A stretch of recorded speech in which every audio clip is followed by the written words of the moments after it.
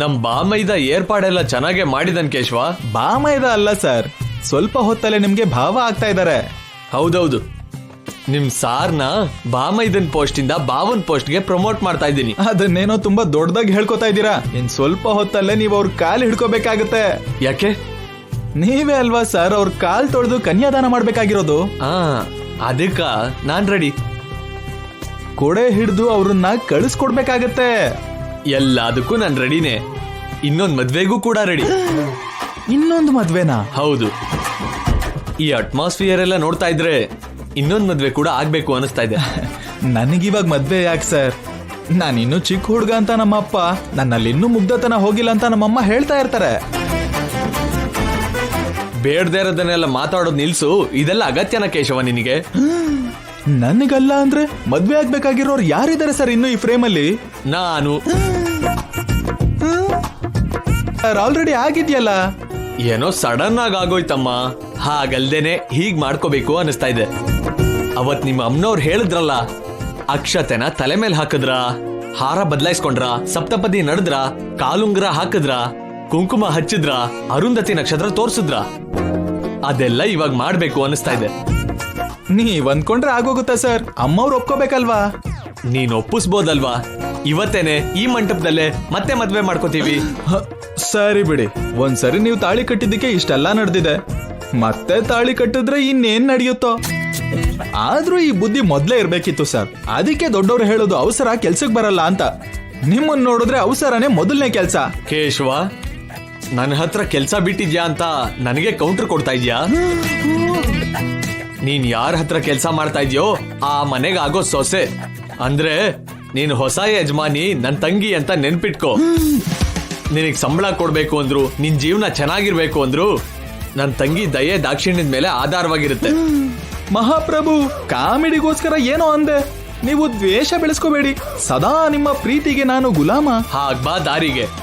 ಅಷ್ಟಕ್ಕೂ ನಮ್ ಮದ್ವೆ ಪಾಸಿಬಲ್ ಆಗುತ್ತೆ ಅಲ್ವಾ? ಸ್ವಾಮಿ, ನನ್ನ ಬಿಟ್ಬಿಡಿ, ನನಗೆ ತುಂಬಾನೇ ಕೆಲಸ ಇದೆ. ಕೇಶವ, ಕೇಶವ.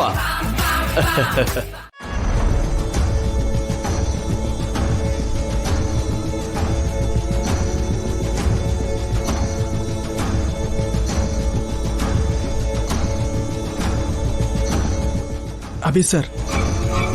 ಕೇಶವ, ದಿವ್ಯಾ ಅವ್ರು ಬಂದ್ರ? ಏನು ಸಮಸ್ಯೆ ಇಲ್ಲ ತಾನೆ? ಅಮ್ಮವರು ಸೇಫ್ ಆಗೇ ಇದ್ದಾರೆ ಸರ್. ಆದ್ರೆ ಒಂದು ಪ್ರಾಬ್ಲಮ್ ಬರ್ತಾ ಇದೆ. ದಿವ್ಯಾ ಪ್ರಾಬ್ಲಮ್? ಏನ್ ಪ್ರಾಬ್ಲಮ್? ಪ್ರಾಬ್ಲಮ್ಮು ಅಮ್ಮವ್ರಿಗಲ್ಲ ಸರ್, ನಿಮಗೆ. ನನಗ? ನಿಮ್ ಚಿಕ್ಕಮ್ಮ ನಿಮ್ ಮದ್ವೆನ ನಿಲ್ಲಿಸ್ಬೇಕು ಅನ್ಕೋತಿದ್ದಾರೆ. ವಾಟ್? ಅವ್ರು ಯಾಕೆ ಹಾಗೆ ಮಾಡ್ತಾರೆ? ತಪ್ಪಾಗಿ ತಿಳ್ಕೊಬೇಡಿ. ನಿಮಗ್ ನೋವು ಕೊಡೋದೇ ನಿಮ್ ಚಿಕ್ಕಮ್ಮನ್ ಗುರಿ. ಅದಕ್ಕೋಸ್ಕರ ಅವರು ಏನಾದ್ರೂ ಮಾಡ್ತಾರೆ.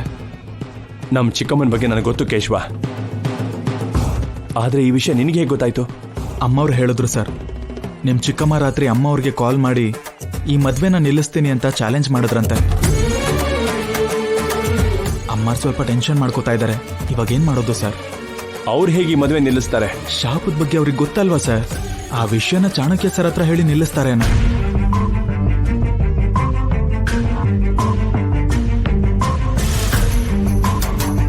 ಒಂದ್ ಕೆಲಸ ಮಾಡೋಣ ಕೇಶವ.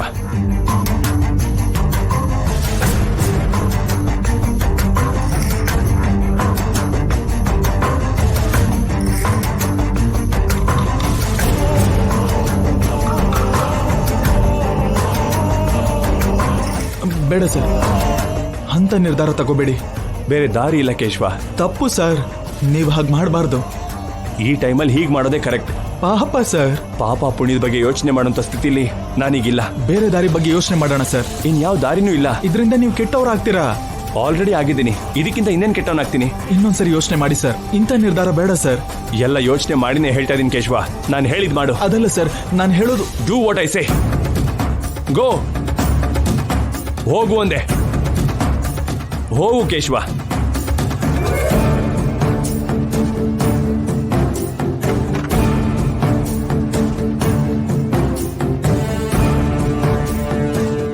ಈ ಮದುವೆನ ನಿಮ್ ಚಿಕ್ಕಮ್ಮ ನಿಲ್ಸೋ ವಿಷಯನ ಪಕ್ಕಕ್ಕಿಡಿ.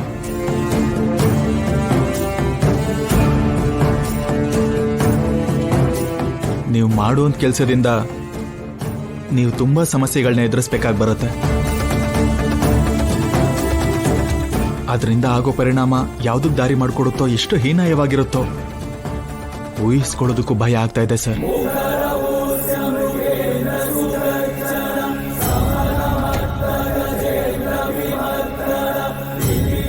ತುಂಬಾ ಸಮಸ್ಯೆಗಳನ್ನ ಎದುರಿಸ್ಬೇಕಾ? ಆಗುವಂತ ಪರಿಣಾಮಗಳು ಭಯಂಕರವಾಗಿರುತ್ತಾ? ಊಹಿಸ್ಕೊಳ್ಳೋದಿಕ್ಕೆ ಭಯ ಪಡ್ಬೇಕಾ? ಅಯ್ಯಯ್ಯೋ. ಈ ವಿಷಯನ ತಕ್ಷಣ ಚಂದ್ರಿಕಾ ಹತ್ರ ಹೇಳ್ಬೇಕು. ಬಾ. ಏನು? ಮನೆಯಲ್ಲಿ ಅಮ್ಮಮ್ಮ ಮರ್ಯಾದೆ ತೆಗಿತಾಳೆ, ನಿಮ್ಮ ಅತ್ತಿಗೆ ಹೀಯಾಳಿಸ್ತಾಳೆ. ನೀನು ಕೂಡ ಶುರು ಮಾಡಿದ್ಯಾ? ಅವ್ರ ಮುಂದೆ ನನಗೆ ಕಾಮೆಂಟ್ ಮಾಡ್ತೀಯಾ? ನಿಮ್ಗಂತ ಟ್ಯಾಲೆಂಟ್ ಏನಿಲ್ಲ. ಇಷ್ಟಕ್ಕೂ ಏನಕ್ಕೆ ಕರ್ದಿದ್ ಹೇಳಿ. ಇಲ್ಲಿ ನೋಡು, ನಿನ್ಗೊಂದು ವಿಷಯನ ಹೇಳ್ಬೇಕು.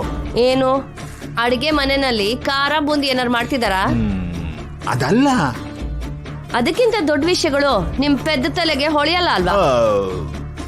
ಹಾ, ಇವಾಗ ನಾನು ಹೇಳೋ ವಿಷಯನ ಕೇಳಿದ್ರೆ ಶಾಕ್ ಆಗ್ತೀಯಾ? ಆಗ್ಲೇ ಅದೇ ಅಲ್ವಾ, ಮತ್ತೆ ಹಾಗೇನಾ? ಇದು ಅಂತ ವಿಷಯ ಅಲ್ಲ. ಆ ಕೇಶವ ಅಭಿ ಹತ್ರ